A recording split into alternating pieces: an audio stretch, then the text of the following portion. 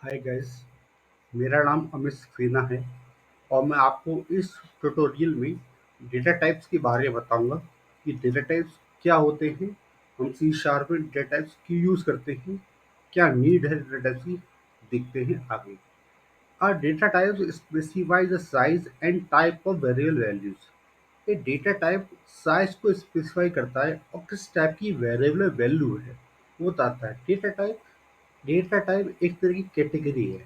हम किस टाइप की वेरिएबल के अंदर वैल्यू रख रहे हैं उसका टाइप डिफाइन करना हमारा क्या होता है, डेटा टाइप होता है। हम कैसी वैल्यू वेरिएबल के अंदर रख रहे हैं, चाहे वो न्यूमेरिक वैल्यूज है, चाहे वो करेक्टर वैल्यू है, चाहे वो स्ट्रिंग वैल्यू है, चाहे वो बूलियन वैल्यू, कोई भी वैल्यू हम वेरिएबल के अंदर रखते हैं तो वेरिएबल के अंदर वैल्यू किस टाइप की है वो हमें बताता है data type. Basically two types के डेटा टाइप्स होते हैं। First is primitive, second is non primitive.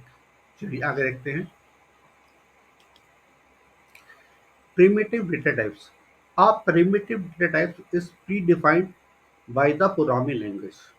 The size and type of variable values are specified. जो प्रीमिटिव डेटा टाइप्स होते हैं वो प्री डिफाइंड होते हैं किसी प्रोग्रामिंग लैंग्वेज के द्वारा। या सी शार्प में जो प्रीमिटिव डेटा टाइप्स हैं वो सी शार्प लैंग्वेज ने सी शार्प को दिए हैं, हम उन्हीं को यूज़ करते हैं। वो प्री डिफाइंड होते हैं, स्पेसिफाइड होते हैं, वो रिजर्व होते हैं वीडियो, और उनका क्या होता है, the size and type of variable values are specified. वो का साइज, वो कितनी साइज ऑक्यूपाई करते हैं मेमोरी में, वो किस टाइप के वेरिएबल्स की वैल्यू को स्पेसिफाइड करता है, ये पहले से ही डेफिनेट होता है। उसे बोलते हैं प्रिमिटिव डेटा। जैसे हम इंटीजर वैल्यू को स्टोर करने के लिए इंट लिखते हैं, फ्लोट वैल्यू को स्टोर करने के लिए फ्लोट डेटा टाइप लिखते हैं, डबल वैल्यू को स्टोर करने के लिए डबल लिखते हैं, या किसी भी बूलियन वैल्यू को स्टोर करने के लिए बूल डेटा टाइप लिखते हैं। तो ये डेटा टाइप सी शार्प ने हमें दिए हैं, इसलिए बोले प्रिमिटिव डेटा टाइप्स। ये पहले से ही प्रीडिफाइंड डेटा टाइप्स हैं, पहले से ही स्पेसिफाइड है। चलिए आगे बढ़ते हैं। Non primitive data types. These data types are not actually defined by the programming language, but are created by the programmers. ऐसे डेटा टाइप्स जो कि प्रोग्रामिंग लैंग्वेज में हमें पहले से नहीं मिलते, एक प्रोग्रामर बनाता है।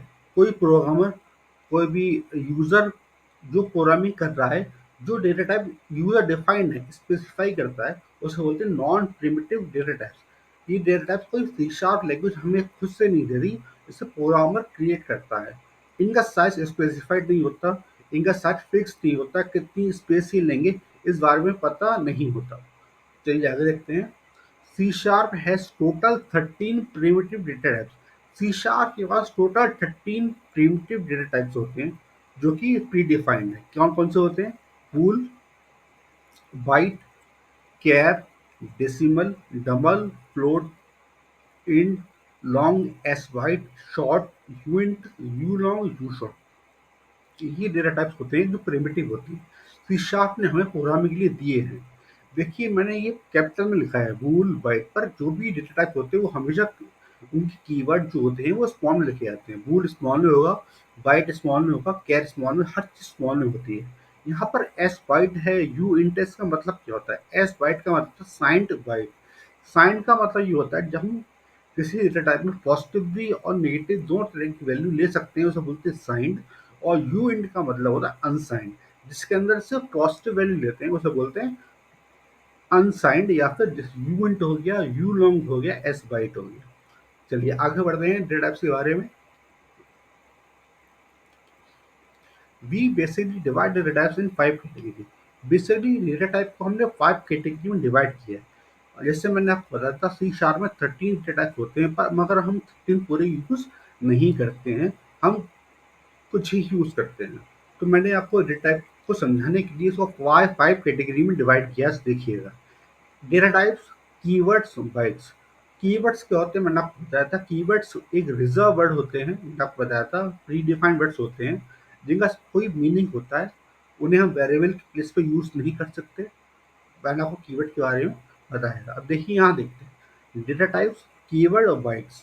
फर्स्ट है इंटीजर। इंटीजर का मतलब ये होता है अगर हमें कोई भी इंटीजर वैल्यू को स्टोर करना है वेरिएबल के अंदर, तो हम कौन सा डेटा टाइप यूज करेंगे, मतलब कौन से डेटा टाइप का कीवर्ड यूज करेंगे।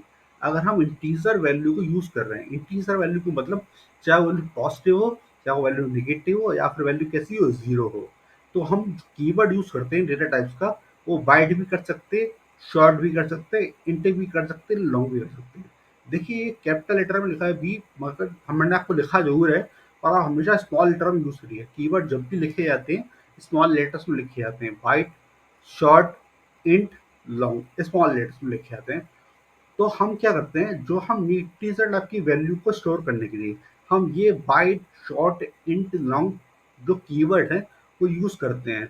मतलब जो वेरिएबल के अंदर वैल्यू जाती है, वो बाइट टाइप की हो सकती है, वो शॉर्ट टाइप की हो सकती है, वो इंट टाइप की हो सकती है, वो लॉन्ग टाइप की हो सकती है।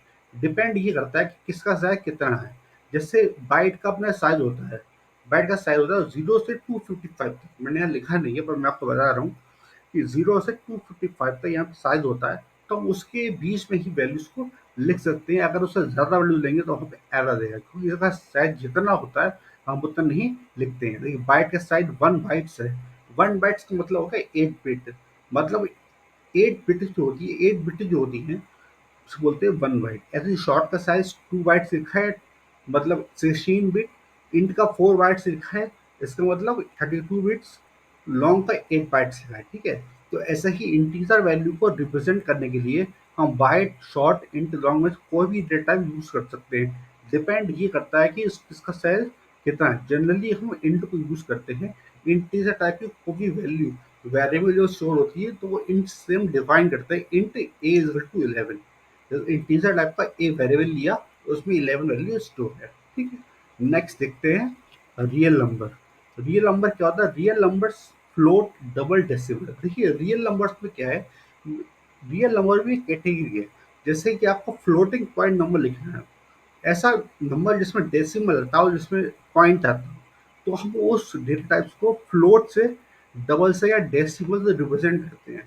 फ्लोट टाइप का कीवर्ड यूज करते हैं, डबल टाइप कीवर्ड यूज करते हैं, डेसिमल टाइप का कीवर्ड यूज करते हैं, ठीक है।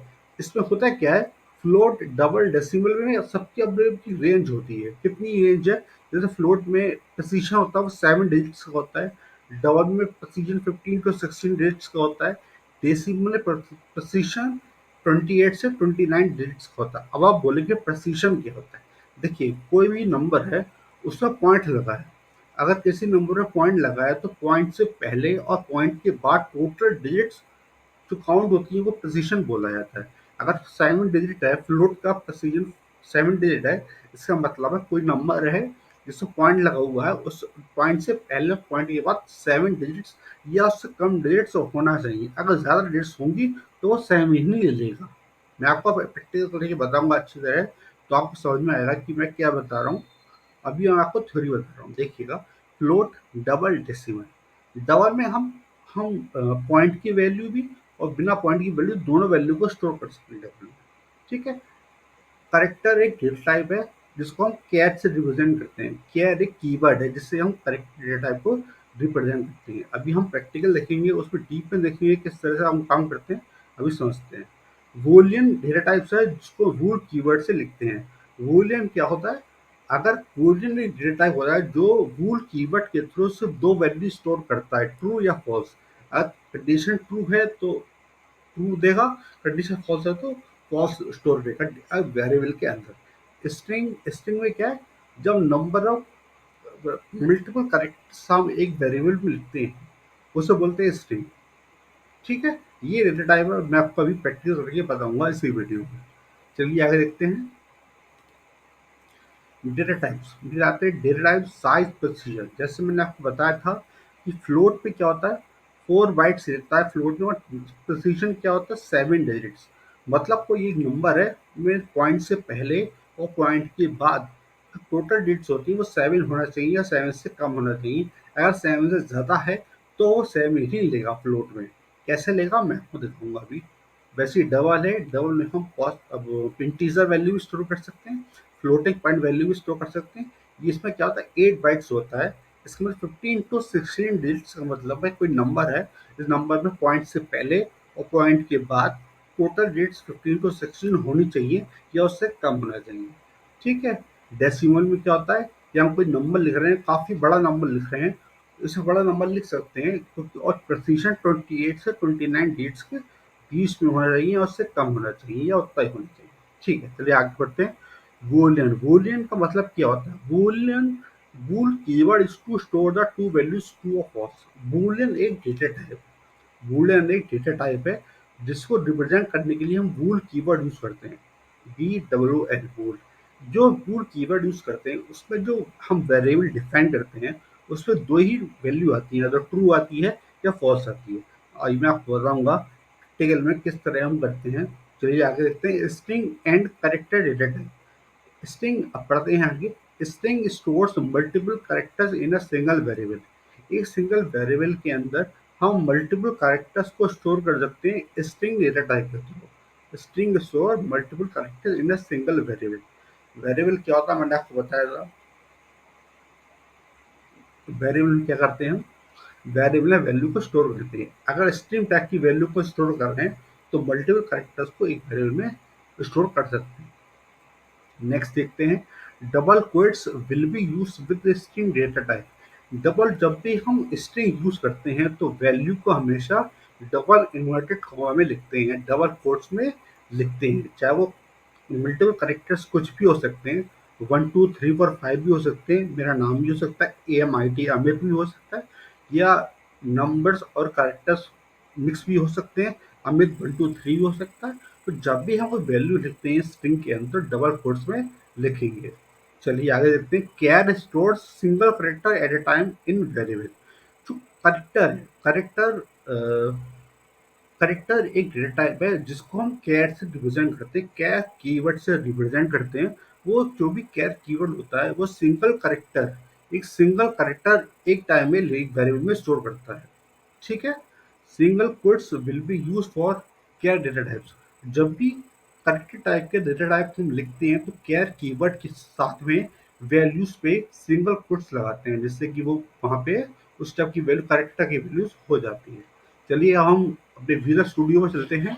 विजुअल स्टूडियो देखते हैं किस तरीके से हमारा प्रोग्राम काम करता है। चलिए अब देखिए हम विजुअल स्टूडियो पे आ गए। सबसे पहले फाइल पे जाएंगे, हमें न्यू प्रोजेक्ट करेंगे। फाइल पे गए, फाइल पे जाके न्यू पे गए, न्यू पे जाके प्रोजेक्ट पे आप देखिए जब जाएंगे। फिर देखिए console app dot net frame पर क्लिक करेंगे। यहाँ पे नाम लिखिए, नाम हम प्रोजेक्ट का जो नाम देना चाहें वो लिख सकते हैं। यहाँ पे कंसोल ऐप 4 लिखा हुआ है, मैं इसको ऐसे ही लिख देता हूँ। उसको मैंने ओके कर दिया। देखिए मैंने इसको ओके किया। अब ये विजुअल स्टूडियो मेरा ओपन हो रहा है। अब हम देखिए जो हम कीवर्ड वेरिएबल कैसे यूज करते हैं प्रैक्टिकल देखेंगे। यहाँ से लिखते हैं प्रैक्टिकल।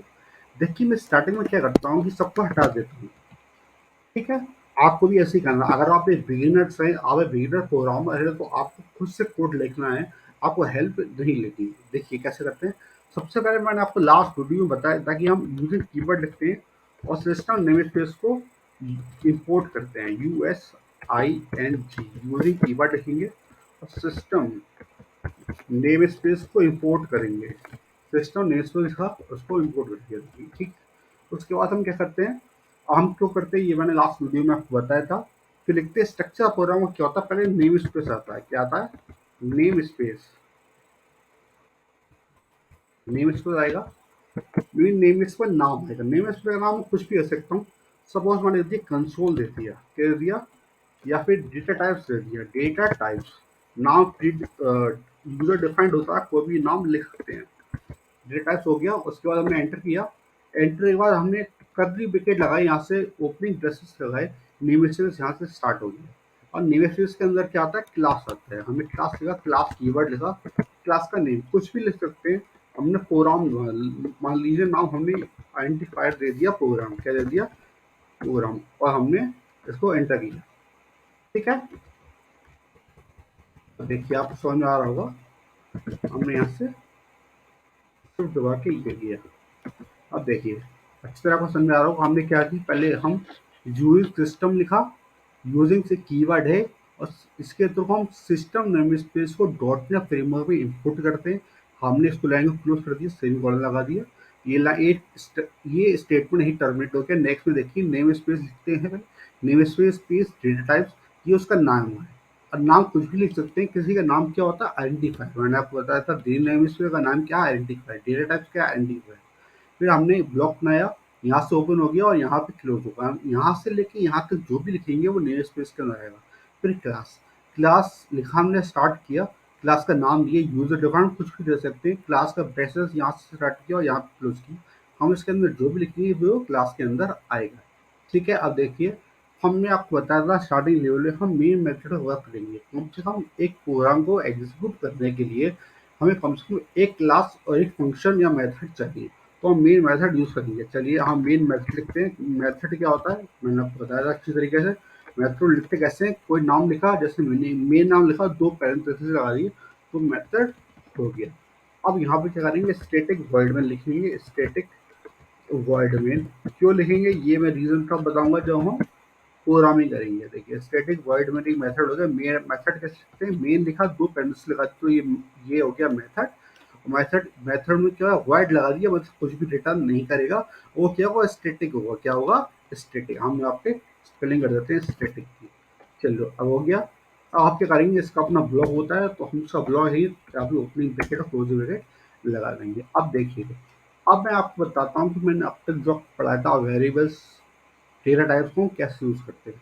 सबसे पहले देखते हैं कि मैंने इंटीजर टाइप की वैल्यू, मतलब कोई भी वैल्यू पॉजिटिव हो, नेगेटिव हो या जीरो हो, अगर हम स्टोर कर रहे हैं तो इंट लेते हैं। क्या लेते हैं, इंट आपका डेटा टाइप लेते हैं। इंटीजर टाइप की वैल्यू को स्टोर करने के इंट कीवर्ड का यूज करते हैं।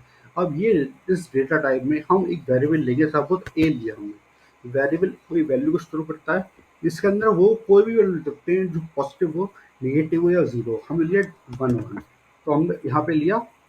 सपोज करो कि मैंने इसको खाली भी डिक्लेयर किया, मैंने ये डिक्लेयर किया इंट ए, मैंने लिखा फ्लोट, एक दूसरा लिया और लिखा बी, स्टेटमेंट क्लोज कर दिया। और फ्लोट टाइप का इसका मतलब क्या हो गया, मैंने लिखा इंट ए, इसका मतलब है मैंने इंटीजर टाइप का ए वेरिएबल डिक्लेयर किया। इसका मतलब है इंट ए का मतलब ये है वेरिएबल डिक्लेरेशन, फ्लोट बी का मतलब ये है वेरिएबल डिक्लेरेशन। इसका मतलब है इंट ए का मतलब है ए टाइप का वेरिएबल, आपने इंटीजर टाइप का वेरिएबल डिक्लेयर किया है।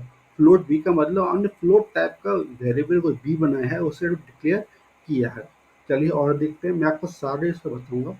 सपोज करो मैं कैर यूज करता हूँ फैक्टर, उसके लिए यूज करता हूँ सी, उसके लिए मैं यूज करता हूँ सी।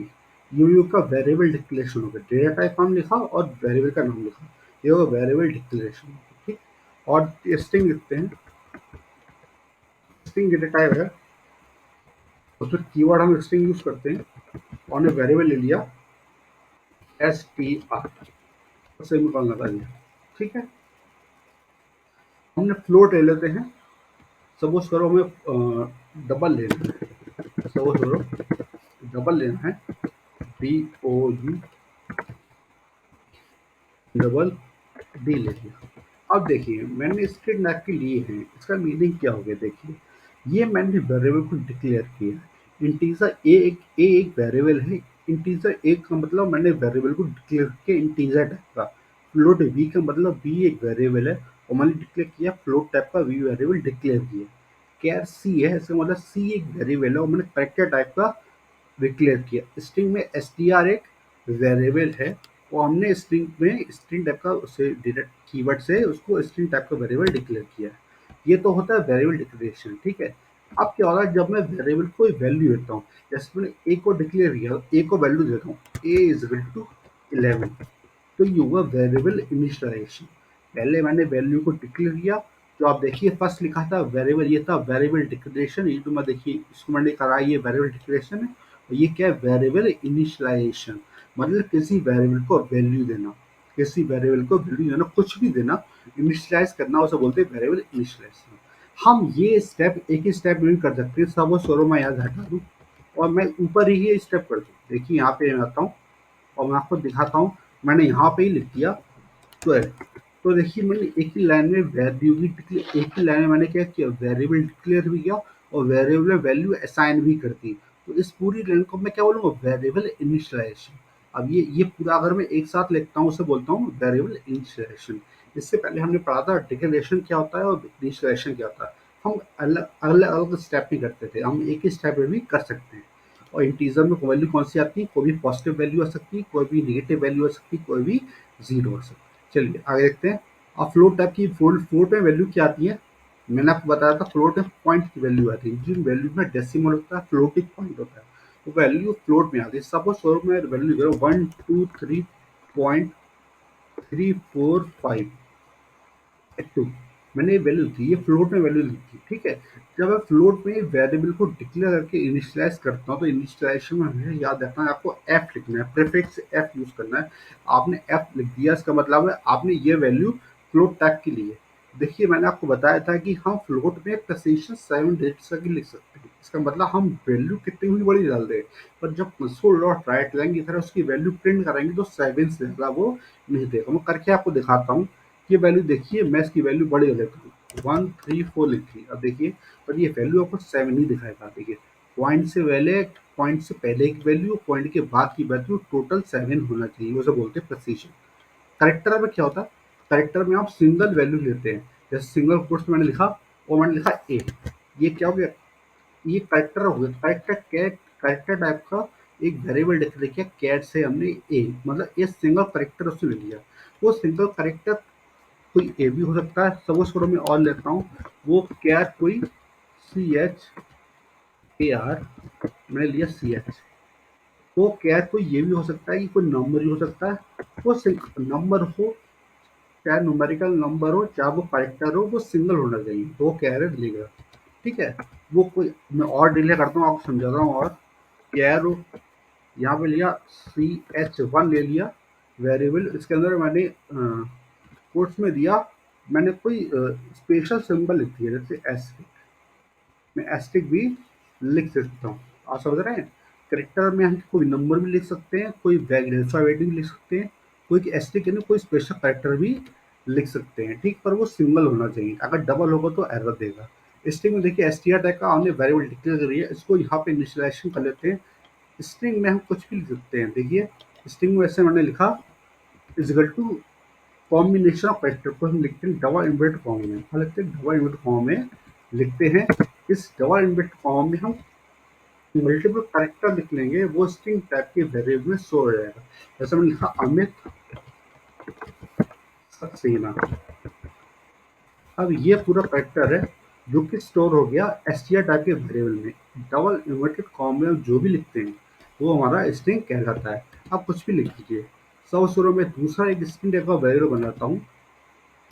स्ट्रिंग लिखा मैंने, स्ट्रिंग लिखने के बाद मैंने लिखा एक str1 ले लिया, str1 में मैंने लिखा 1234, डबल इन्वर्टेड कॉमा में लिखा 1234 या 234, कुछ भी लिख दिया, तो मेरा ये भी क्या हो गया? स्ट्रिंग हो गया।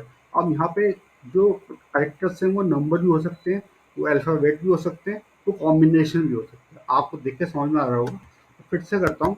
स्ट्रिंग में, स्ट्रिंग टैग का मैंने एक वेरिएबल लिया, str2 लिया, ये एक वेरिएबल में एक ही वैल्यू स्टोर कर सकती हूँ, तो मैं डिफरेंट ले रहा हूँ वेरिएबल।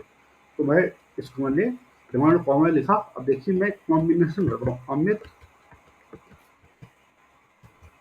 AS, अमित सक्सेना 123।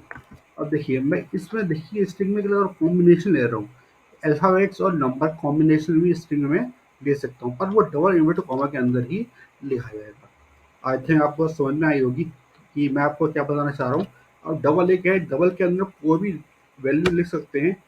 देखते हैं, डबल में आप कोई वैल्यू 1 2 3 4 5.7675 फिक्स या कोई वैल्यू ले सकते हैं, ठीक है। पर उसका प्रेसिशन क्या होता है? पॉइंट से पहले और पॉइंट के बाद वो टोटल 15 टू 16 डिजिट ही लेता है, उससे ज़्यादा की वैल्यू होगी तो वो नहीं लेगा। देखिए मैं दिखाता हूँ आपको, इसकी ज़्यादा की वैल्यू, ज़्यादा वैल्यू होगी मैंने 15 16 से ज़्यादा वैल्यू है, और जो मैं प्रिंट कराऊंगा तो 15 या 16 नहीं लेगा। जैसे फ्लोट पे क्या लेगा? 7 लेगा वैल्यू, देखिए, ठीक है।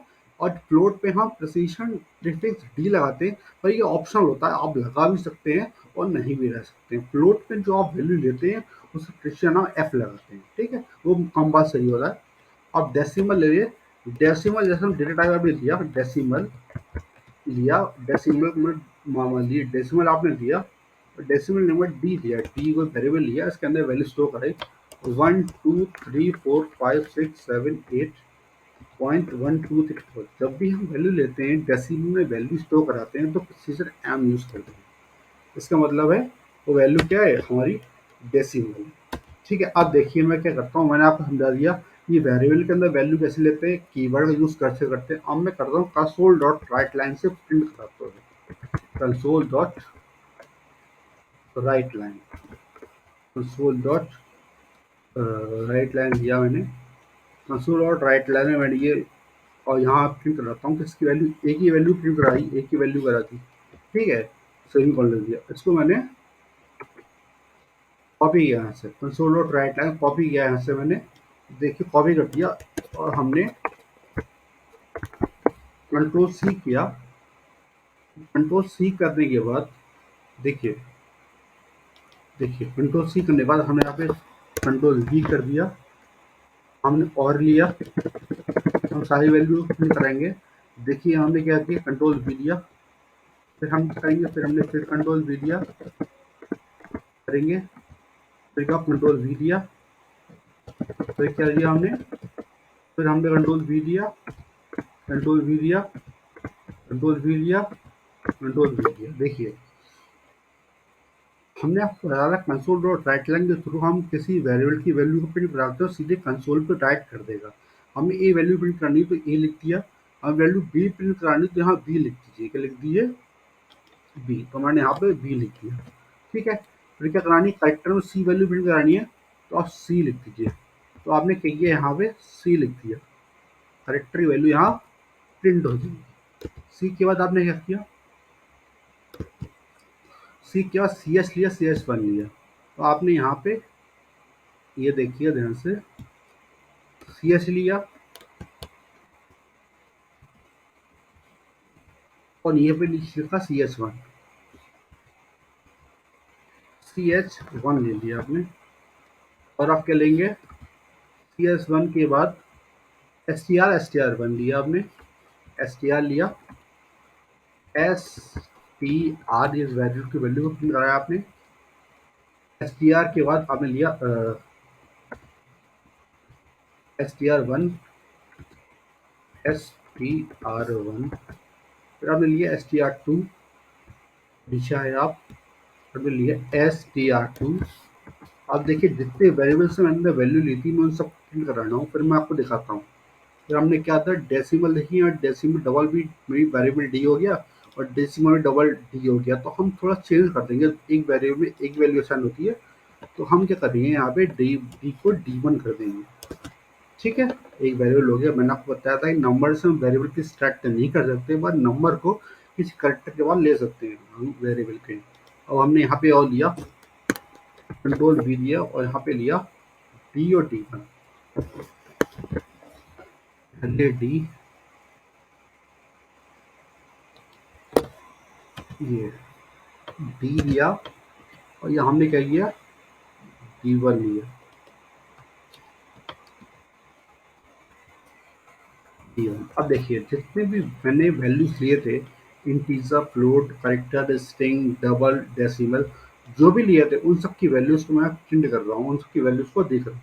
और मैंने आपको बताया था कि स्क्रीन रोकने के लिए हम यूज करते हैं कंसोल डॉट रीड लाइन, मैंने नीचे लिख दिया कंसोल डॉट रीड लाइन, मैंने ये लिख दिया, समझ में आ रहा होगा, कंसोल डॉट रीड लाइन।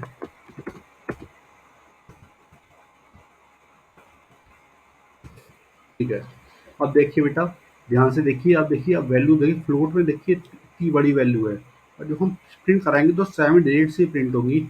यहाँ पे देखिए डबल में इतनी बड़ी वैल्यू है, पर हम जब प्रिंट कराएंगे तो कितनी वैल्यू प्रिंट होंगी, 15 to 16 डिजिट से होंगी।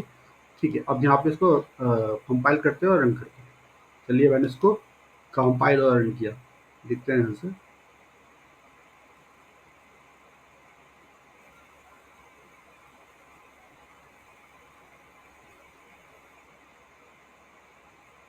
देखिए आपके लिए आउटपुट आ गया, मैं आपको स्क्रीन को थोड़ा साइड से करता हूँ फिर आपको दिखाता हूँ आउटपुट।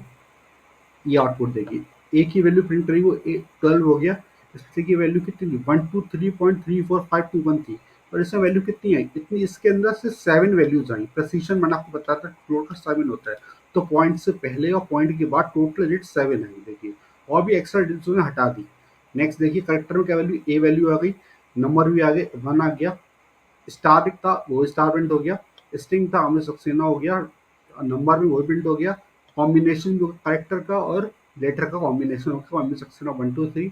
डबल में हमने वैल्यू ली थी, हमने इतनी बड़ी वैल्यू थी, पर ये देखिए उसने वैल्यू कितनी दी है, खाली यहाँ तक शो करी, सिर्फ 15 to 16 डिजिट वो बस शो करेगा, हमसे कितनी बड़ी वैल्यू ले ली डबल में, तो वैल्यू 15 to 16 ही करेगा, क्योंकि उसका प्रिसीजन क्या होता है 15 to 16, जैसे फ्लोट का 7 होता है।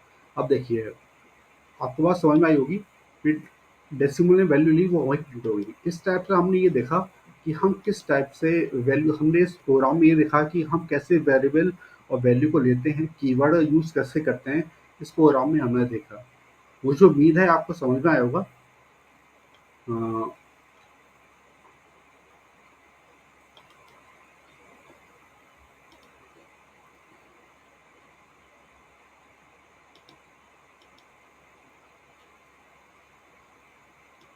ठीक, और मैं आपको दिखाता हूँ। देखिए अब आई थिंक आपको समझ में आया होगा, और ठीक है फिर आप तक आज के लिए इतना ही देते थे, आगे इसके बाद हम आगे सी शार्प के प्रोग्राम करेंगे। Okay, thank you very much.